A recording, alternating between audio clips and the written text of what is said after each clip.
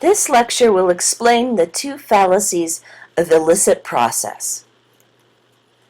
One of the rules of syllogistic arguments is that any term that is distributed in the conclusion must also be distributed in the relevant premise.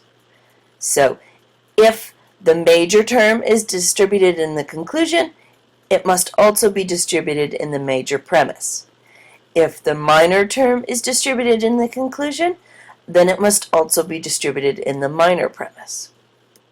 So this gives rise to two different fallacies. The fallacy of illicit major, which is when the major term is distributed in the conclusion but not in the major premise, and the fallacy of illicit minor, which is when the minor term is distributed in the conclusion but not in the minor premise. So note that this fallacy does not arise under the following scenario. Suppose, let's say, the minor term is not distributed in the conclusion. Then it doesn't matter whether or not it is distributed in the minor premise. So it's only when the term is distributed in the conclusion that this fallacy can even occur.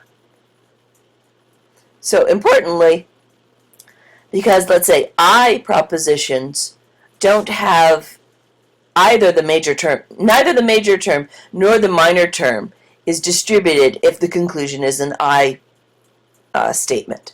So any argument with an I statement as the conclusion cannot commit the fallacy of illicit process. Does that make sense? I hope so.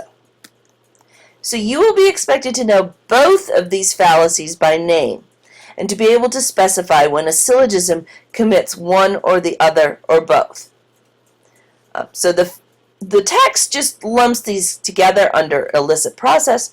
I would like you to separate them out and actually specify, no, this commits the fallacy of illicit major, and this commits the fallacy of illicit minor.